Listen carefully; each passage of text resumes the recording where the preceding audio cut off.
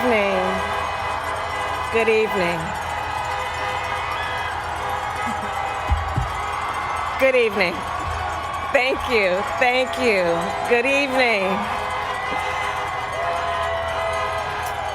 So, thank you. Good evening. So, Congressman John Lewis, before his passing, wrote, "Democracy is not a state, it is an act." And what he meant was that America's democracy is not guaranteed. It is only as strong as our willingness to fight for it.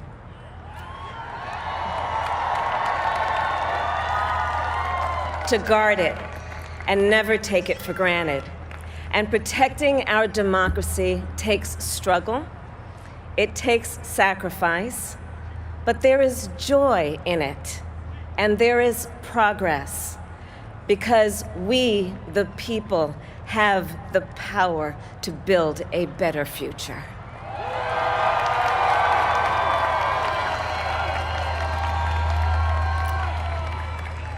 And when our very democracy was on the ballot in this election, with the very soul of America at stake, and the world watching, you ushered in a new day for America.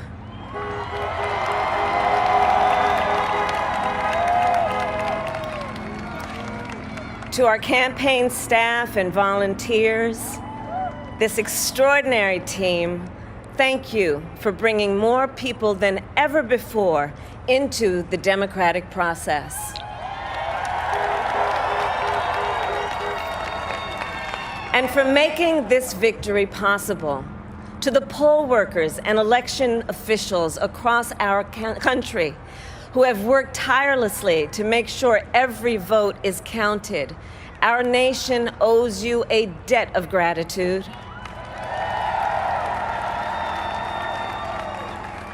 You have protected the integrity of our democracy. And to the American people who make up our beautiful country, thank you for turning out in record numbers to make your voices heard.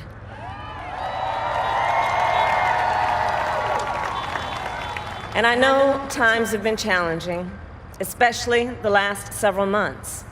The grief, sorrow, and pain, the worries and the struggles.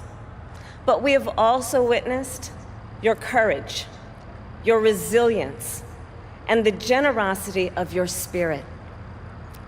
For 4 years, you marched and organized for equality and justice, for our lives and for our planet.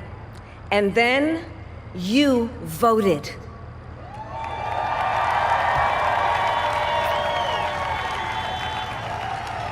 And you delivered a clear message. You chose hope and unity, decency, science, and yes, truth.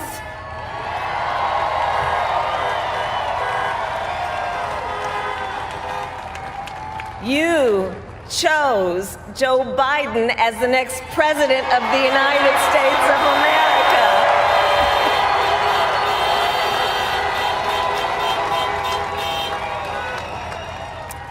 And Joe is a healer, a uniter, a tested and steady hand, a person whose own experience of loss gives him a sense of purpose that will help us as a nation reclaim our own sense of purpose. And a man with a big heart who loves with abandon. It's his love for Jill, who will be an incredible First Lady.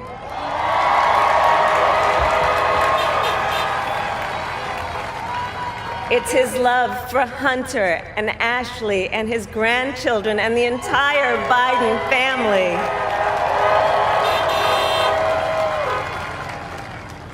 And while I first knew Joe as vice president, I really got to know him as the father who loved Bo, my dear friend who we remember here today. And to my husband, Doug,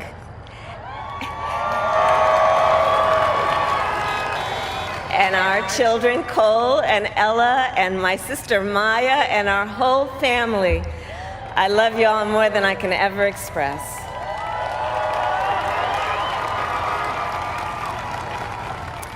We are so grateful to Joe and Jill for welcoming our family into theirs on this incredible journey. And to the woman most responsible for my presence here today, my mother, Kamala Harris, who is always in our hearts. When she came here from India at the age of 19, she maybe didn't quite imagine this moment, but she believed so deeply in an America where a moment like this is possible. And so I am thinking about her and about the generations of women, Black women,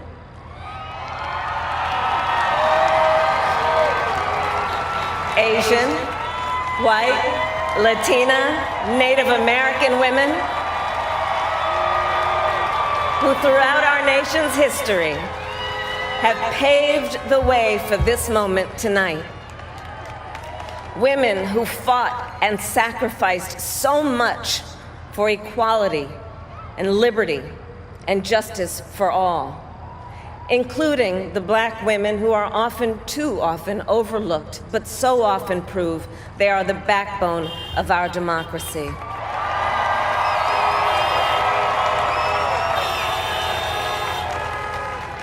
All the women who have worked to secure and protect the right to vote for over a century, 100 years ago with the 19th Amendment, 55 years ago with the Voting Rights Act, and now in 2020 with a new generation of women in our country who cast their ballots and continued the fight for their fundamental right to vote and be heard.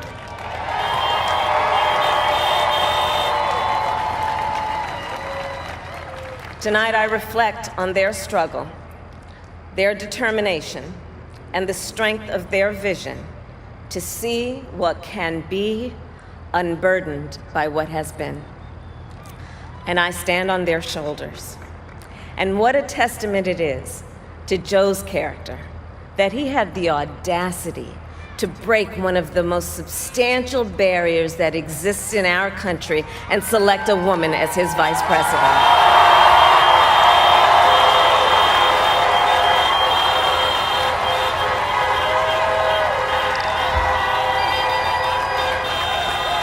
But while I may be the first woman in this office, I will not be the last.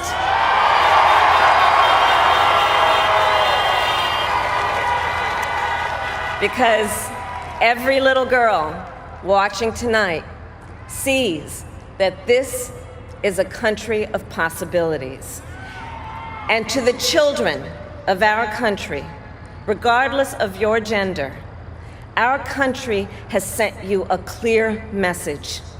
Dream with ambition, lead with conviction, and see yourselves in a way that others may not, simply because they've never seen it before. But know that we will applaud you every step of the way.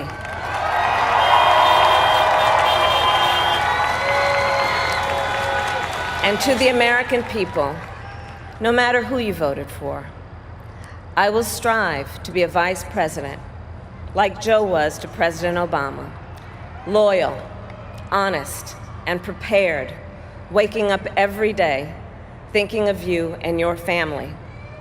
Because now is when the real work begins, the hard work, the necessary work, the good work, the essential work to save lives and beat this epidemic, to rebuild our economy so it works for working people, to root out systemic racism in our justice system and society, to combat the climate crisis, to unite our country and heal the soul of our nation.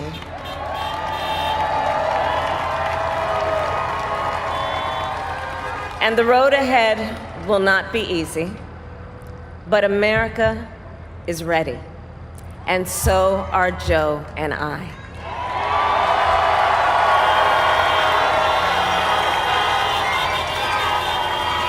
We have elected a president who represents the best in us, a leader the world will respect and our children will look up to, a commander-in-chief who will respect our troops and keep our country safe, and a president for all Americans.